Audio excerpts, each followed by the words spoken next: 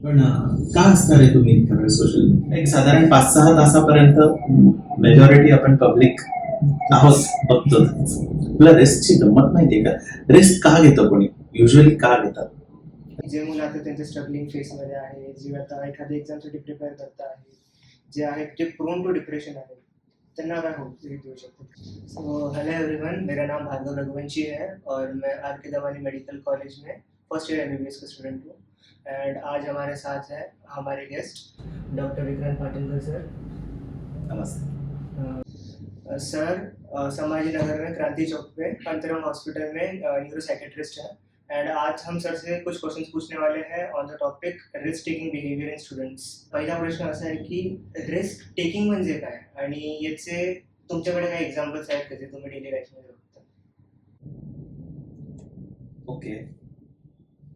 So risk हा शब्द खूप इम्पॉर्टंट पण आहे आणि डेंजरस पण आहे. ओके. सहसा आपण याला एक डेंजरस सिच्युएशन म्हणून या शब्दाकडे बघतो, पण याचे पॉझिटिव्ह ऍस्पेक्ट्स पण आहेत. आपण आधी समजून घेऊयात की व्हॉट इज रिस्क. जेव्हा तुम्ही आपला कम्फर्ट झोन सोडता आणि कम्फर्ट झोनच्या बाहेर जाता, तिथे रिस्क सुरू होते, तिथे रिस्क झोन सुरू होतो.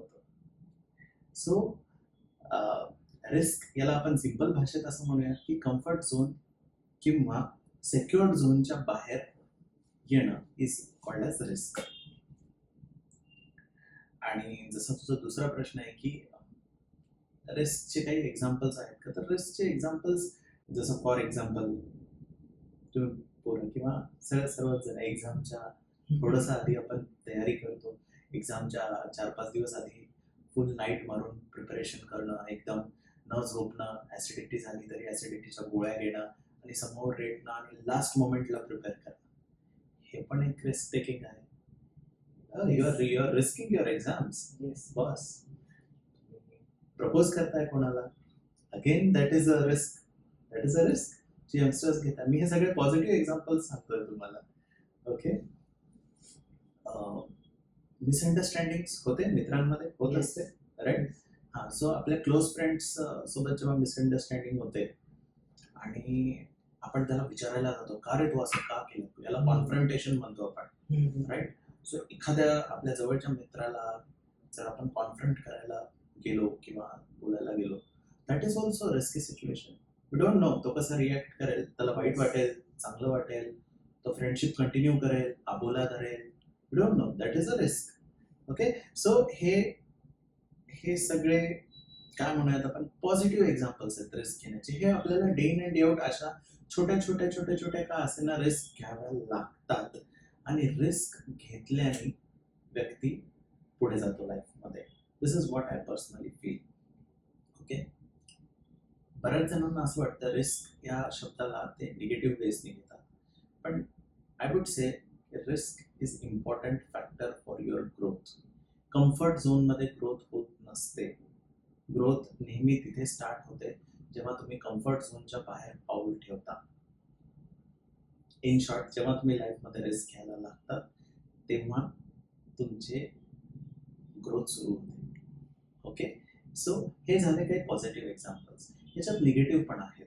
निगेटिव्ह रिस्क टेकिंग पण असते बऱ्याच जणांमध्ये. जसं एखाद्या मुलाला खूप टेन्शन आलं, त्यांनी वर्षभर अभ्यास नाही केला आणि अगदी एक्झामच्या 2-4 दिवस आधी काहीतरी त्यातून अभ्यास केला आणि आता त्याला लक्षात आलं की बॉस आपल्याला कळणार, आपला पेपर्स चांगले जाणार नाही आहेत आणि त्यांनी choose to do copy in exams. This is a risk. This is a risk. This is a negative risk. बरं, काही पोरं असे असतात की चलो यार खूप स्ट्रेस येते एक्झामचा, अभ्यास करून हे सहसा पीजीज असतात, म्हणजे पीजी प्रिपरेशन वाली पब्लिक असते.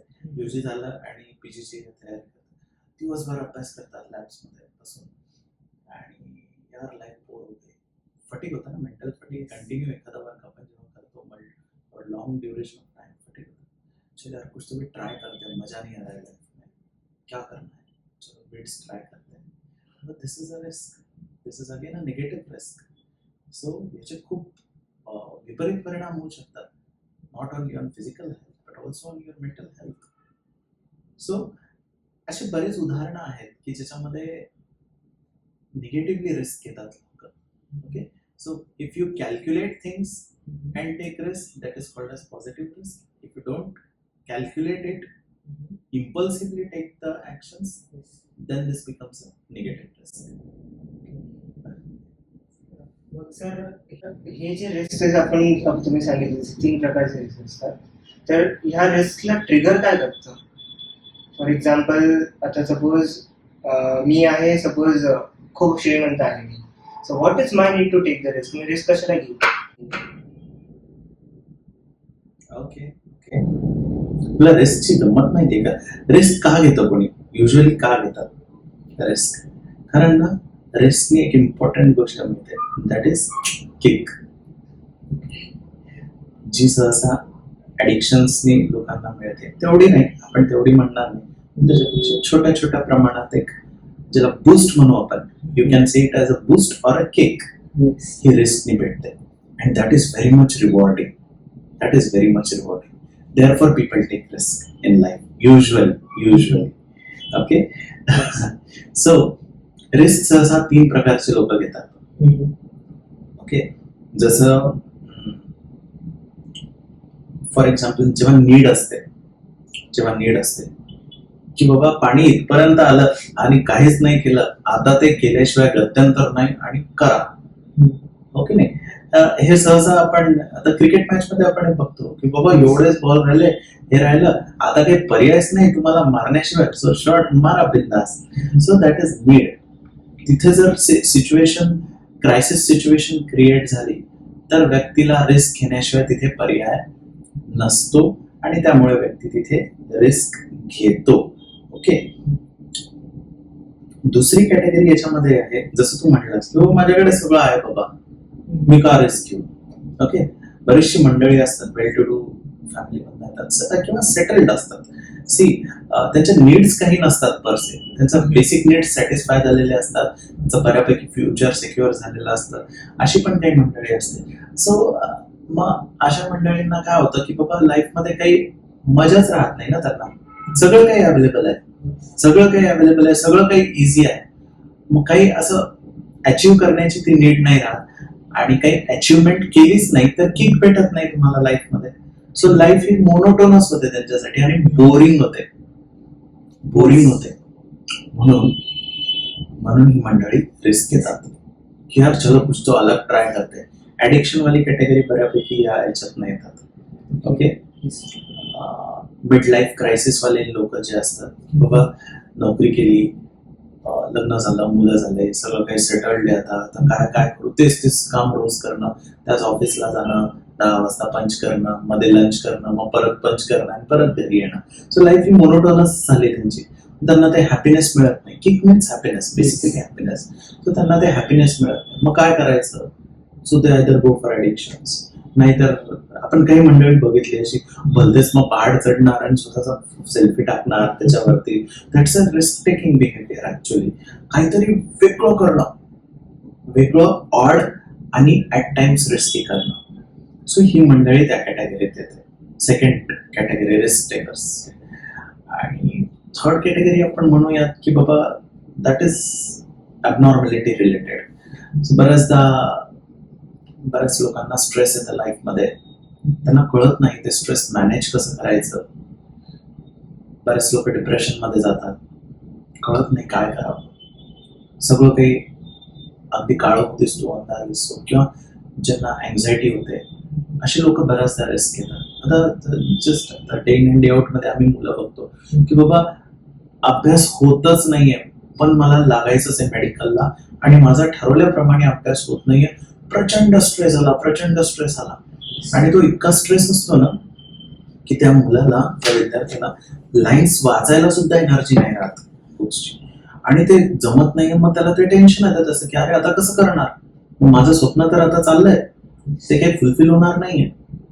म्हणजे काहीतरी भलतंच रिस्क घेतात.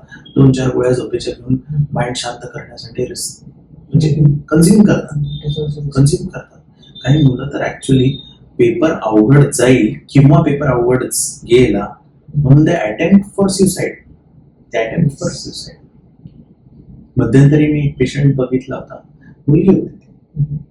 सो तिचं स्वप्न होतं की नीट पीजी क्रॅक करायचं, सॉरी नीटला क्रॅक करायचं, MBBS ला लागायचं. पण तिच्याकडनं ते एफर्ट झालेच नाही शेवटच्या लास्ट मोमेंट्स मध्ये.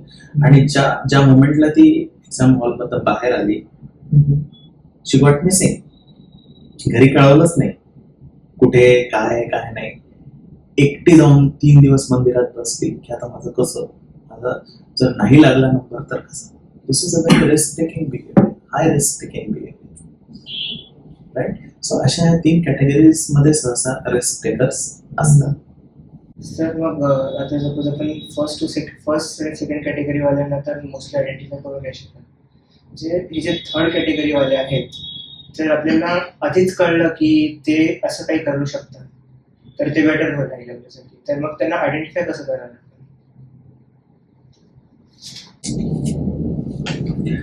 ओके, सो जे थर्ड कॅटेगरी तुला म्हणलं की जे स्ट्रेस वाली पब्लिक असते. सो स्ट्रेस ना हा युजली चेहऱ्यावर दिसतो आपल्याला. ओके, आता फॉर एक्झाम्पल तू माझा मित्र आहे, आपण मागच्या 6 महिन्यापासून मित्र आहोत आणि सडनली तुला मागच्या 15 दिवसांपासून फॉर सम रिझन स्ट्रेस येत आहे, तर ते तुझ्या चेहऱ्यावर दिसतात. So the facial expressions change, that is one. आणि जे जवळ राहतात ना त्यांना ते कळतं की अरे समथिंग इज गोइंग रॉंग. त्यांना हे नाही कळत की काय गडबड होते, पण त्यांना हे सेन्स होतं की काहीतरी बदल झालाय, याच्या वागण्यात बदल झालाय, याच्या बोलण्यात बदल झालाय, याच्या फेशियल एक्सप्रेशन्स म्हणजेच बॉडी लँग्वेज मध्ये बदल झालाय. ओके, सो हे बदल हे क्यूज असतात. ओके, नंतर ही मंडळी थोडीशी अलूफ राहायला लागते, मग मिक्सअप होत नाहीत, अवॉइड करायला लागतात फ्रेंड्सला, नको नाही यायचं मला. आधीचे मिक्सअप व्हायचे चांगल्या प्रकारे, तर ते आता अलूफ राहतात, विड्रॉन राहतात. त्यांच्या खाण्यापिण्यावर परिणाम होतो आणि मोस्ट इम्पॉर्टंट त्यांची झोपेची सायकल डिस्टर्ब होऊन जाते. ओके, आणि एक कुठेतरी त्यांच्या बोलण्यामध्ये आपल्याला निगेटिव्हिटी जाणवते. हा मुलगा असा नव्हता पण आता हा असा व्हायला लागला. सो हे अर्ली सायन्स असतात बघ, हे अर्ली सायन्स असतात आणि हे जवळच्यांना सगळ्यात पहिले दिसतात. मग ते आई वडील असो सोबत राहणारे, का हॉस्टेलमधले रूममेट्स असो तुमचे, किंवा क्लासमध्ये बसणारे तुमचे कलिग्स असो, यांना ते लगेच सेन्स होतात. ओके, सो हे सेन्स केलं पाहिजे. हे का सेन्स केलं पाहिजे? कारण हे करेक्टेबल गोष्टी असतात. इथे जर आपण त्यांना हेल्प केली तर हे पुढचं सगळं रिस्क टेकिंग बिहेवियर त्यांचं थांबू शकतं. Okay, yes sir. म्हणजे आजकालचे जे मुलं असतात, जे आम्ही टीनेजर असतो, आम्ही जे आहे ते सोशल मीडियावरती खूप जास्त ऍक्टिव्ह असतो. तर मग काय याच्या थ्रू पण काही मुलं रिस्क घ्यायची टेंडन्सी ठेवू शकतात का? Definitely social media is a big influencer this days, right. पण का असणार आहे तुम्ही इतका वेळ social media? Same sir, kick. आम्हाला पण जे रील्स बघतो आम्ही त्याचे आम्हाला किक भेटतो. सो हा पण एक फॅक्टर आहे. सो किक मिळण्यासाठी आपण ते सगळं करतो, that is true, very true. पण या सोशल मीडियाचा ना इम्पॅक्ट खूप असतो आपल्या माइंडवरती. हे बघा, एक गोष्ट नेहमी लक्षात ठेवा, visual memories are the strongest memories. आणि व्हिज्युअल मेमरीज किंवा व्हिज्युअलायझेशन्स जे काही आपण बघतो किंवा क्रिएट करतो, तर त्याचे इम्पॅक्ट खूप डीप रूटेड असतात आपल्या माइंडमध्ये. आणि मी तुला एक साधा उदाहरण देतो की आपण थिएटरमध्ये एखादा हॉरर मूवी बघायला गेलो. ओके, तर आपल्याला माहिती असतं ना, तो पडदा आहे फक्त, त्याच्यावर चित्र आहे, हे रिअल नाहीये, हे सगळं माहिती असतं आपल्याला. तरी पण त्याचा इम्पॅक्ट का बरं होतो आपल्यावरती? आपण घाबरतो ते बघताना मूवी. काही मंडळी तर घरी गेल्यावर सुद्धा घाबरतात, एकटं झोपायला घाबरतात. का व्हायला पाहिजे? आयडिया ते सगळं खोटं आहे, आपल्याला माहिती असतं. व्हिज्युअल इव्हेंट्सचा खूप डीप रूटेड इम्पॅक्ट असतो. That is one thing. Second thing, जेव्हा तुम्ही सोशल मीडिया बघता किंवा स्क्रॉल करता, तेव्हा आपला माइंड एकदम पॅसिव्ह असतो, रिलॅक्सिंग मोड मध्ये असतो. त्याच्यामुळे जे काही आपण बघतो ते डायरेक्टली सबकॉन्शियस मध्ये एंटर करतात आपल्या, डायरेक्टली. म्हणून ते खूप जास्त इन्फ्लुएन्स करतात, राईट. येस. हा जेव्हा आता सेम मी तुला काहीतरी सांगतोय तर तू ऍज इट इज ते घेणार नाही, तू त्याला फिल्टर करणार, अरे हे बरोबर सांगतायत, हे चूक सांगतायत, असं कुठे असतं का? ते मग तुला जे पटेल तेच ते आतमध्ये जाईल. पण हे this is not true with social media. Social मीडियामध्ये आपले ते फिल्टर्स थोडे माइल्ड झालेले असतात आणि त्यामुळे ते डायरेक्टली आपल्यावरती इम्पॅक्ट करतात जे काही ते दाखवतात ते. ओके, सो काय दाखवतात सोशल मीडियावाले? सोशल मीडियावाले आपल्या नीड्स बघतात, ह्या व्यक्तीच्या नीड्स काय ते तुम्हाला दाखवतात, राईट? बरं, आता प्रश्न again coming back to the question की ते रिस्क टेकिंग कसं प्रवृत्त करतात. ओके, सो जसं सोशल मीडिया आपले नीड्स आयडेंटिफाय करतं आणि आपल्या नीड्स असतात, नीड्स मध्ये येतं, नीड्स म्हणण्यापेक्षा आपले ट्रेट्स असतात, पर्सनॅलिटी ट्रेट्स, कंपॅरिझन. ओके, अरे यार वो तो कितना छा गया यार फेसबुक पे, पण काहीच नाही करत, डाऊन फीलिंग. ओके, मग ते इननेट प्रोवोक करतं आपल्याला काहीतरी करायचं आणि ते दाखवायचं फेसबुकवरती, राईट? सो कंपॅरिझन्स नंतर कॉम्पिटिशन्स हे सगळे इंड्यूस करतात ते आपल्यामध्ये की wow, life is so beautiful, किती लोकांकडे किती काही आहे, आपण ते कम्पेअर करतो, अरे यार जबरदस्त, आपल्याकडे आहे का? ओके, सो याच्याने ते रिस्क टेकिंग बिहेवियर थोडंसं प्रवृत्त होतं, हे पुश करतं आपल्याला. आता 3 Idiots बघितलाय, 3 Idiots. सो कॉम्पिटिशन कसं हे करतं, तो चतुर असतं ना, काय असतं चतुर, तो काय करतो, जेव्हा आपला अभ्यास होत नाही पूर्ण, तो हळूहळू मित्रांच्या त्या रूम्स मध्ये मॅगझिन्स टाकतो की त्यांनी अभ्यास करू नये. कॉम्पिटिशन ते इंड्यूस करतात. ओके, कॉम्पिटिशन हे सोशल मीडिया इंड्यूस करतं आणि त्यामुळे मग आपलं कळत नकळत रिस्क टेकिंग बिहेवियर वाढतं. That is one thing. Second thing is FOMO. You know what is FOMO? Fear of Missing out. missing out. Fear of missing out. आणि याला ते सोशल मीडियाला कॅच करतात. सो माझ्याकडे एक केस आली होती. So that girl was in a relationship with guy आणि त्या मुलाने तिला सेक्ससाठी डिमांड केलं. ओके, शी सेड नो, किंवा आपण फ्रेंड्स आहेत, ती एवढंच राहू रिलेशन, किंवा हे अयोग्य आहे, लग्न झाल्यावर करू वगैरे वगैरे. पण मग ते काय म्हणे, अरे तेरे तो फ्रेंड्स हे नॉर्मल आहे आणि तू कसं काय नाही करत आहे, हो बॅकवर्ड यू आर. असं कुठे असतं का? आजच्या जमान्यात असं चालत नाही. सो शी फेल्ट, अरे यार एम आय मिसिंग समथिंग, मी मागे आहे का? Then she entered into that sexual relationship with that guy आणि त्यांची अटॅचमेंट, हे बघा काय असतं, इमोशनल अटॅचमेंट एक वेगळ्या लेवलवर कनेक्ट करते तुम्हाला, फिजिकल अटॅचमेंट एका वेगळ्या लेवलवर कनेक्ट करते. आणि जेव्हा ते मग डिटॅच होता ना तुम्ही, ते इतकं इझिली डिटॅचमेंट होत नाही जर एखाद्या व्यक्तीसोबत फिजिकल रिलेशन.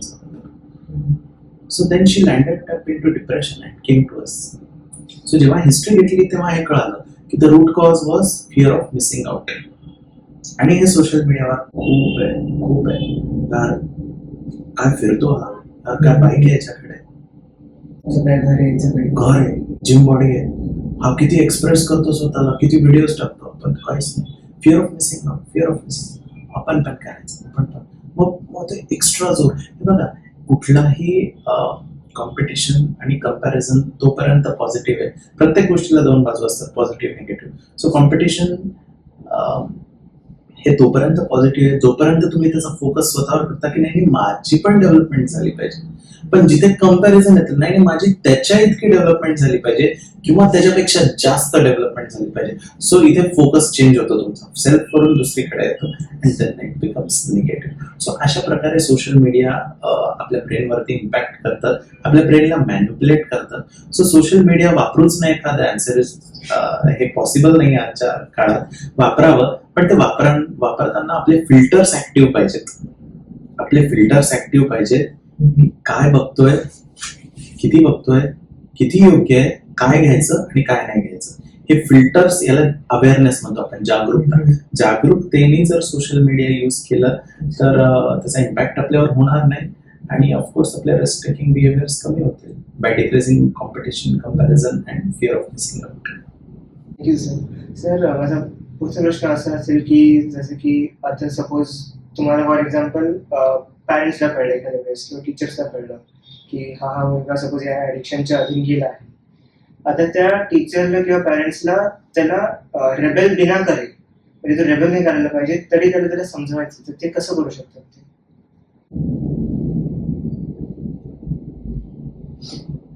ओके, सो कोणालाही कोणाला जर समजवायचं असेल, व्यक्ती नंबर 1 आणि व्यक्ती नंबर 2 मग ते कोणी का असेल ना, जर एखाद्याला दुसऱ्याला समजवायचं असेल तर सगळ्यात पहिले लिसनिंग करावं लागतं की तो काय बोलतोय हे ऐकून घ्यावं लागतं. So by listening you ensure that you are available for him. Number 1, I am available for you. Number 2, you are non-judgmental. Okay. हा, आता फ्रेंड्स मध्ये आपण होतो काहीतरी एक्सप्लेनेशन द्यायला सुरुवात केली की आपण आधीच डिस्कार्ड, अरे चुप, ऐसा नहीं हो रहता, ये तो कुछ भी है, ये तो गलत है, ये तो डार्क के साइंस है. ते लेबलिंग जेव्हा करतो ना आपण किंवा रिजेक्ट जेव्हा करतो एखाद्या व्यक्तीला, तो व्यक्ती लिसनिंग झोन मध्ये येत नाही. सो तुम्हाला जर वाटतं की कोणीतरी तुमचं काही ऐकलं पाहिजे तर सगळ्यात पहिले तुम्ही त्याचं ऐका. त्याचं एक वेगळं लॉजिक असणार आहे. जसं तुमचं लॉजिक आहे की तुम्ही ऍडिक्टेड नाही आहे, का ऍडिक्टेड नाही, तुमचं लॉजिक आहे काहीतरी, तसंच त्याचं लॉजिक असणार आहे काहीतरी ऍडिक्शनचं. ते तुम्हाला ऐकून घ्यावं लागेल, सगळ्यात पहिले ऐकावं लागेल. ओके, आणि नॉन जजमेंटल राहावं लागेल. त्याला कुठेही राईट रॉंग वगैरे या गोष्टीमध्ये न टाकता त्याला हेल्प ऑफर करावी लागेल. राईट, ही हेल्प ऑफर करताना चॉईसेस द्यायचे. सो या पॅटर्नने जेव्हा आपण जातो तेव्हा समोरचा व्यक्ती आपलं ऐकतो.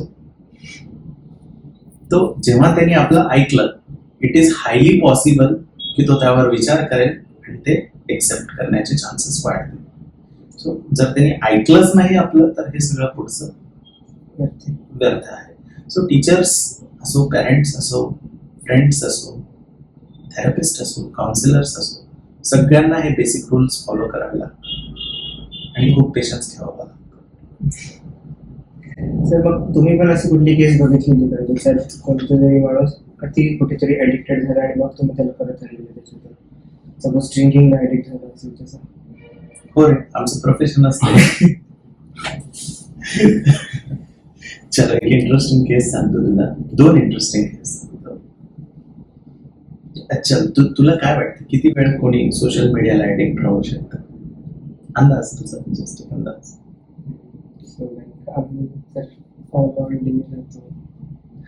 इन आवर्स जर विचारलं मी तुला, 4 to 5 hours, sir. 4 to 5 hours. Yes.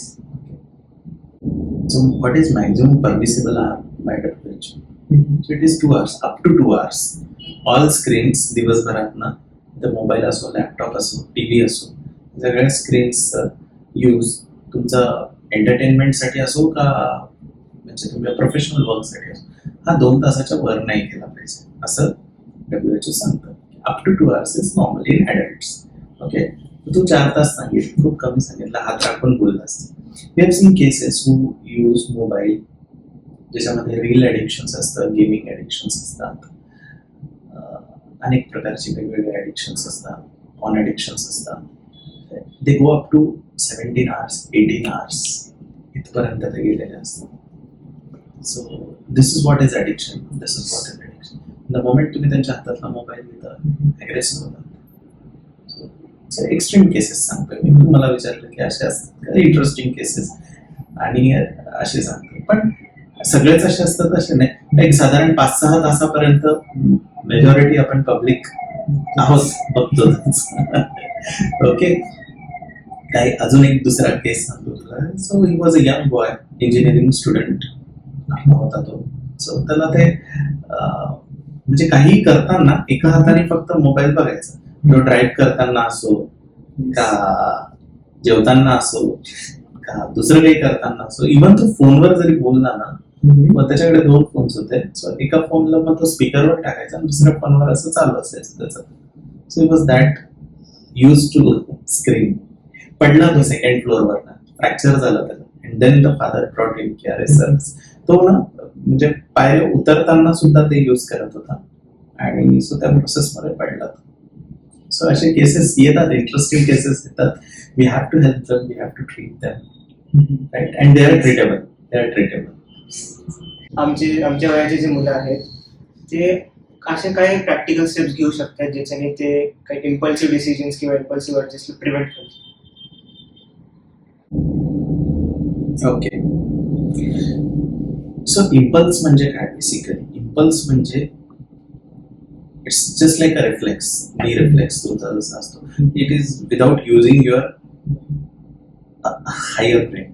Okay, हा स्पायनल लेवलला होतात. सो इम्पल्सेस पण तसेच असतात की कुठलाही विचार न करता डिसिजन घेणं, घाईत डिसिजन घेणं, अर्जंट डिसिजन्स घेणं. सो हे सहसा रिस्क टेकिंग कडे आपल्याला नेतात. सो ज्याला हे नको आहे, रिस्क टेकिंग पासून ज्याला वाचायचं आहे किंवा ज्याला इम्पल्सिव्ह बिहेवियर कंट्रोल करायचं आहे, so that person needs more wisdom along with intelligence. Okay, हेच की मंडळी सगळे रिस्क टेकर्स इंटेलिजंट असतात, सो इंटेलिजन्सचा प्रॉब्लेम नसतो. So they need more wisdom. So intelligence आणि त्याच्यावरती विजडम असं दोन्ही पाहिजे. So decide your life priorities. तुम्हाला एक्झॅक्टली काय हवंय आणि का हवंय, या दोन प्रश्नांची उत्तरं प्रत्येक वेळेस आपण स्वतःला द्यायला पाहिजे. सो बरीचशी क्लॅरिटी येते आणि इथे विजडम येतं कुठल्याही ऍक्शनच्या.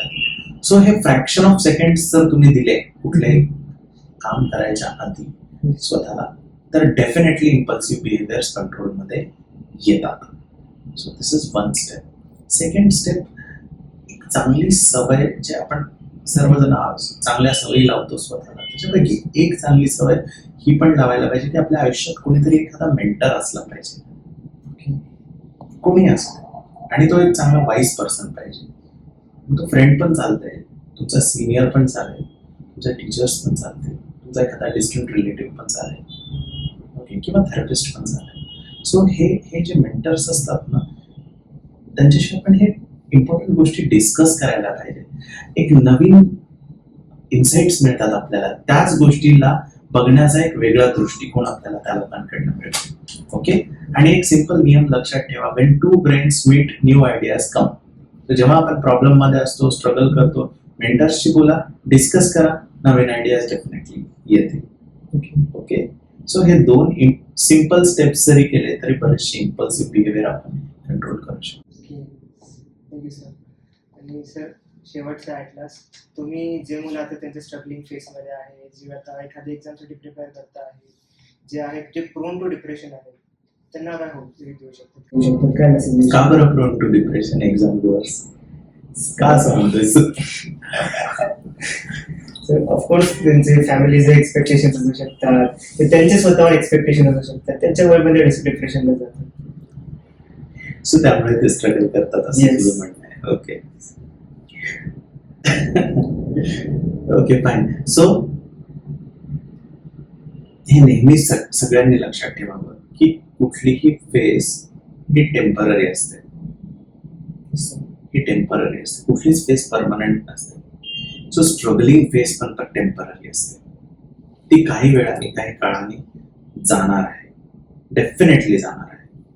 ओके, पण त्यातून जर तुम्हाला लवकर बाहेर निघायचं तर तुम्हाला काही गोष्टी कराव्या लागतील. ओके, किंवा एक कॅप्सूल यूज करा. I will show you that capsule. Okay, this is that capsule. जो कोणी स्ट्रगलिंग फेज मध्ये आहे त्याला सगळ्यात पहिले होप्स ठेवावे लागते. What is meaning of hope? See, तुम्ही जर स्ट्रगल करताय आणि तुमचा attitude, hope is related to attitude, आणि इफ यू बिलीव्ह की अरे यार मी करतोय तर खरी, पण मला माहिती आहे मी निघणार नाही याच्यातून, किंवा मी करतोय अभ्यास पण मला वाटतंय की मला मार्क्स नाही मिळणार. So this is a hopeless situation. So जेव्हा होप्सच नसतात तेव्हा पुढचं काहीच होऊ शकत नाही. Please understand this, please understand. तुम्हाला तो प्रॉब्लेम सॉल्व्ह करायचा आहे ना, तर तुम्हाला होप्स ठेवावे लागतील की दिस प्रॉब्लेम इज सॉल्व्हेबल. तुम्ही जर स्ट्रगल करताय तुम्हाला होप्स ठेवावे लागतील की या स्ट्रगल मधनं मी बाहेर पडेल, एक ना एक दिवस बाहेर पडेल. So hopes will keep you alive. Hopes will keep you alive. So सगळ्यात पहिले हा होप्स पाहिजे. ओके, होप्सच्या नंतर तुम्हाला नुसतं होप्स ठेवून चालणार आहे का? नाही, त्याच्यासोबत तुम्हाला प्रयत्नांची जोड द्यावी लागणार आहे. ऍक्शन्स किंवा ऍक्शन्स तुम्हाला एका जागेवरून दुसऱ्या जागेवर नेते. हे इम्पॉर्टंट बेसिक आहे. सो ऍक्शन्सला काहीही अल्टरनेटिव्ह नाही, तुम्हाला प्रयत्न करत राहावे लागणार आहेत. फक्त मी ऍक्शन्सला होप्सच्या खाली याच्यासाठी ठेवलं की actions without hopes will go fail. त्याच्यामध्ये ते एनर्जी नसते, ती एनर्जी नाही राहणार. Hope is energy. ओके, ऍक्शन्सला लागणारी जी एनर्जी ती होप्स मधून मिळते. So either you be hopeful. So if you are hopeful, ती energy is positive, fast actions होतील, पटापट रिझल्ट भेटतील. जर होपलेस एनर्जी असेल तर ऍक्शन्सचे इम्पॅक्ट होणार नाही. कितीतरी मंडळी असतात, खूप प्रयत्न करतो यार, काहीच होत नाही. मग अशा मंडळींनी आपला होप्स चेक करायला पाहिजे, ऍटिट्यूड चेक करायला पाहिजे. खरंच आपण होपफुल आहोत का सिनिकल आहोत? सिनिकल म्हणजे निगेटिव्ह स्टेट. ओके, त्या गोष्टी right. So actions is important. कुठल्याही स्ट्रगलिंग फेज मधनं जर निघायचं तर पहिले होप्स लागतील, नंतर तुम्हाला ऍक्शन्स घ्यावे लागतील, आणि last important capsule is patience. Patience ठेवावं लागणार आहे. ऍक्शन्स घेतल्यावरती त्याला काही वेळ तर द्यावा लागेल ना बॉस. सी, काय होतं जेव्हा आपण डिप्रेशन सारख्या फेज मध्ये किंवा स्ट्रेस मध्ये असतो किंवा अँझायटी असते आपल्याला, तेव्हा आपण खूप डेस्परेट बनून जातो. जे लवकर झालं पाहिजे, लवकर झालं पाहिजे, आत्ताच झालं पाहिजे, आणि असंच झालं पाहिजे. We become so desperate. मग त्या डेस्परेशननी गडबड होऊन जाते. मग आपण चुकीचे ऍक्शन्स घेतो इम्पल्सिव्हली. बघा, डेस्परेशन म्हणजे इम्पल्सिव्हिटी आली, त्याच्यामध्ये इम्पल्सिव्हिटी आली की रिस्क येते, आणि त्या रिस्कचे निगेटिव्ह इम्पॅक्ट डेफिनेटली येतात. सो तुम्हाला जर कुठल्याही स्ट्रगलिंग फेज मधनं निघायचंय तर तुम्हाला हे 3 गोष्टी नेहमीच लक्षात ठेवावं लागेल. ओके, आणि सर्वात इम्पॉर्टंट, इतिहास वाचावा. इतिहास वाचावा, बाकी कोणाचा वाचा नका वाचू. शिवाजी महाराजांचा इतिहास तरी वाचायला पाहिजे. It is full of struggles. It is full of struggles. It is full of risk. कुठे कुठे रिस्क घेतली नाही महाराजांनी? प्रत्येक ठिकाणी रिस्क घेतलेली. Calculated risk. Calculated risk. Risk घेतल्याशिवाय स्वराज्याची स्थापना झाली नाही. Please understand this. Comfort zone मध्ये राहून गोष्टी होत नाही. तुमची ग्रोथ करायची, रिस्क घ्यावी लागणार, पण ती रिस्क निगेटिव्ह कडे नाही गेली पाहिजे आपल्याला. सो कॅल्क्युलेटेड रिस्क घ्या, विजडमचा वापर करा, be clear about your goals, priorities. तुमच्या लाईफमध्ये आजूबाजूला तुमचे चांगले असे लोक असले पाहिजे जे तुम्हाला प्रॉपर गाईड करतात, which includes this kind of mentors. Okay, so या सगळ्या गोष्टींना साधून प्रयत्न करा आणि पॉझिटिव्ह रिस्क घ्या. Thank you very much. Thank you sir, thank you very much.